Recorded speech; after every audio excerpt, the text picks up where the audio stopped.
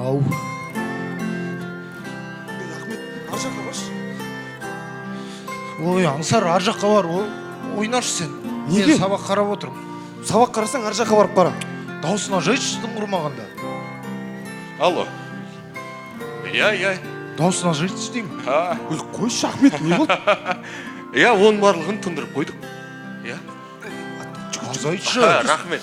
Ар жаққа барып оқыш деймін. Сен ар жаққа бар Ай, балам. ойнашы. Ой, оқымаймын. Балам, тыныш. Айтшы көке, азайтсын. Балам, аңсар, дауысын жай қойсайшы. Жарайды. Я, жарайды. Сіз айтқандай істеп қоямыз. Я. Балдарға тапсырам ғой. Жылауға. Аха. Балалар, Аңсар, Ахмет, мен сендерге сарқыт алып келдім. Келіңдер. Үлкендердің дастарханынан дәм бұйырды. Келе ғой. Аңсар, кел деймін. Ой, Сарқыт. ой, өліп қалдым мен. Не болып Бұл қалды? не? Сарқыт балам кел. Жей ғой.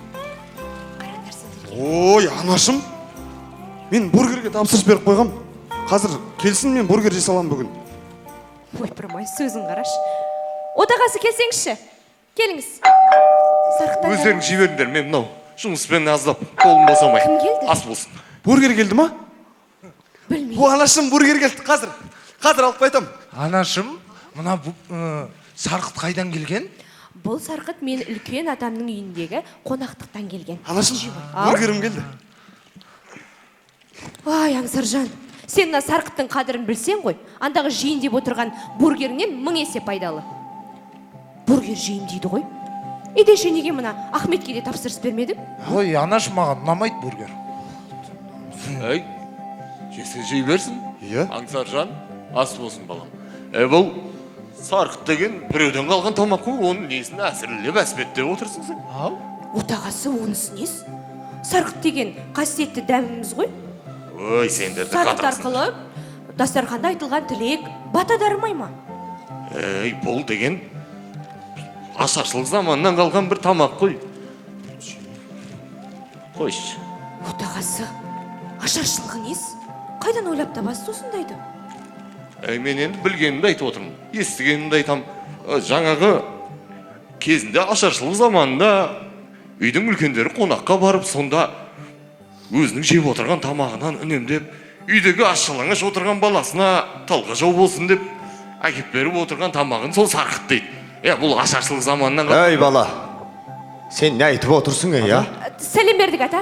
Келіңіз. Көп жаса келін айналайын. Ата отырыңыз. Ал, бисмиллахир-рахманир-рахим. Үлкен атамның үйі қонақ шақырған ғой. Сол жаққа барып көмектесіп келдім. Айналайын. Құран оқылды. Ниеттерің қабыл болсын келінжан. Әмин.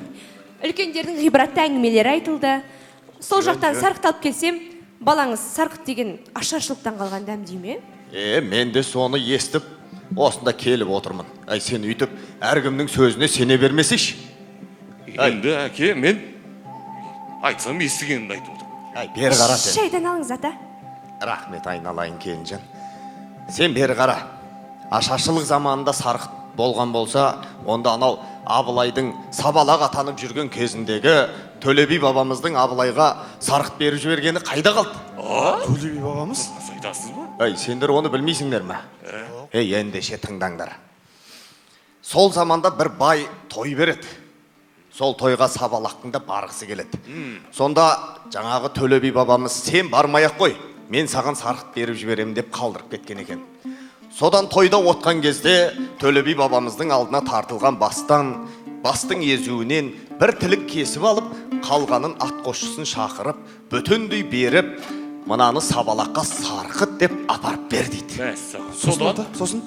Содан атқосшы сабалаққа әкеліп берсе, сабалақ бүкіл достарын жинап, сарқыттан дәм татқызады. Достарына да ма? Иә, достарына да. Тоймасақта той дәмінен ауыз тиіп, бармасақта барғандай болайық деп, ана құйқаның етті жерлерінен достарына ауыз тигізіп, өзі миы мен көзін ғана жейді. Саған. Миын? Иә. Соған таң қалған атқосшы жаңағы сабалаққа, сен өзің жетімсіреп жүріп, барлығын достарыңа үлестіріп бергенін қалай дейді. Сонда сабалақтың жауабы: асың барда ел таны беріп жүріп, атың барда жер таны көріп жүріп деген. бұлар менің замандас серіктерім. Жалғыздық адамға бақыт әкелмейді. Адамға адам серік деп жауап берді. Мәссаған міне жауап. Мәссаған. Керемет. Соған риза болған атқосшы Төле би бабамызға көргенін білгенін барлығын жеткізіп барады. Сонда Төле би бабамыз осы бала аман есен ер жетсе, ел тізгінін ұстар тұлға болар деген екен. Мәссаған. Көрдіңдер ме? Анашым. Ай, мына ашаршылық, сен айтып отырған ашаршылық заманы деген беріде. Ол сарқыт деген әуелден бар. Мен не айтып отырмын жаңадан бері? Әне. Әке, айып етпеңіз, шал сесті. Ай, оның үстіне ана бұл сарқыт әркімнен бір қалған құтқан ас емес.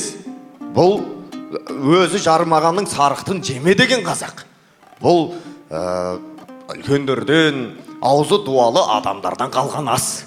Иә, сарқыт дегенде енді жаңағы руханияты кемелденген, ұстанымы берік, парасатты адамдардың Алланы ұлықтап, пайғамбарымызға салауат айтып, жөні түзу өсиет сөздер айтылған асты ғана нағыз сарқыт деген.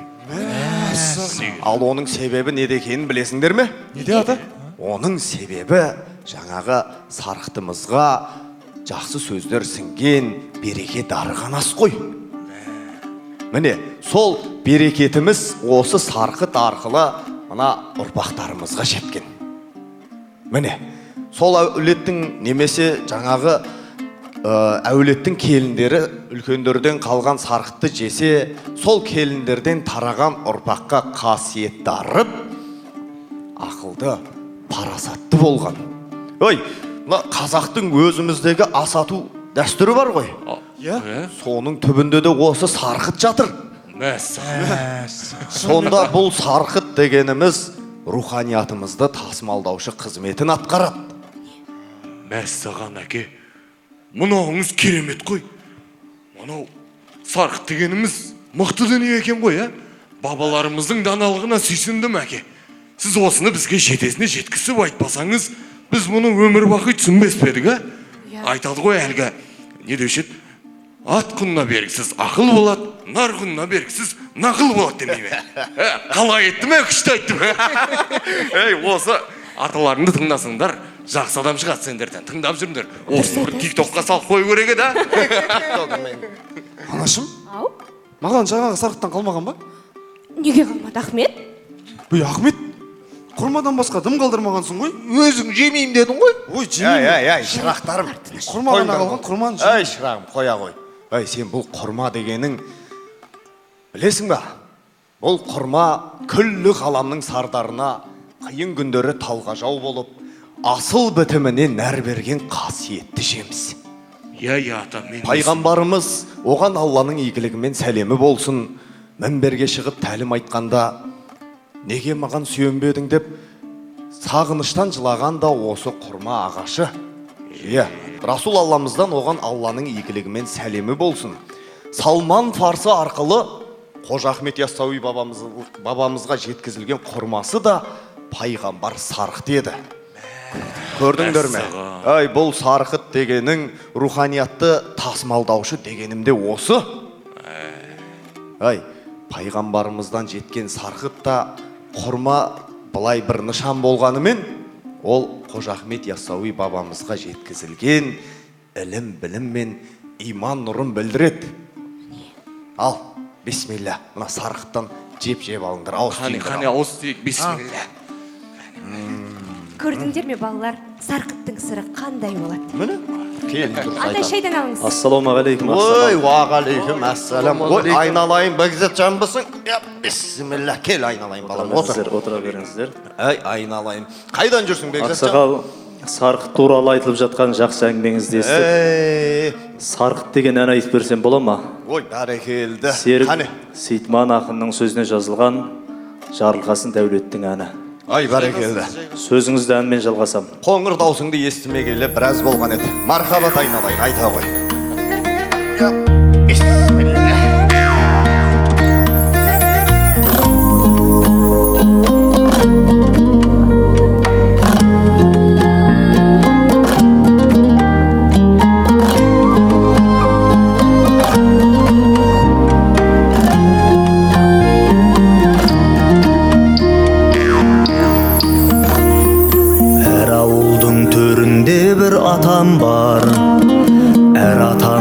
аузында мың мақал бар, мақалыңның мәнін қайдан ұғынсын, ойдан емес ой жағынан тапалдар, сыбағаннан қағылмайын құрғалып, сарқыт ішіп отырайын сыр бағып, ата сендей сұңғыла қарт болайын, сақалыңды бер жасыма бір малып. Ұлтымыздың ұлылығын ұғына, ғұрпымыздың жету үшін құнына, басқа жұрттың айналмауға құлына, барқыт емес сарқыт керек ұлыңа.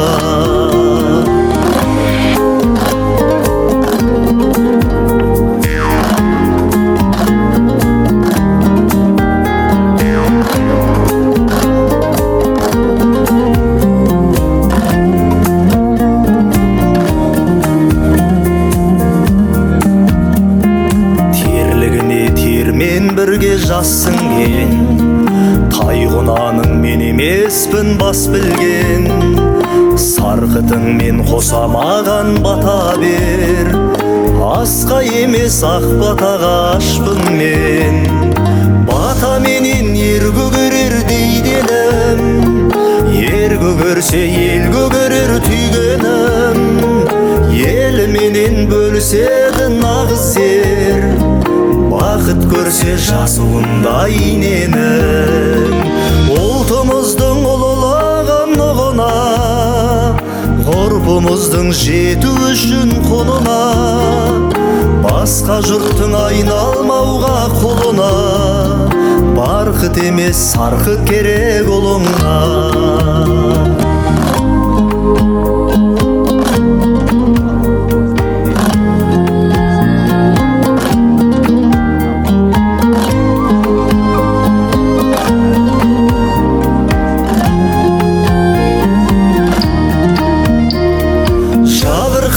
Әр жылың мен арайың, мақтанғана бурыл тартсын самайың, десең жұртқа тек қуаныш той көрде, жесең тойдың сарқытын же ағайын. Десең жұртқа тек қуаныш той көрде, жесең тойдың сарқытын же ағайын.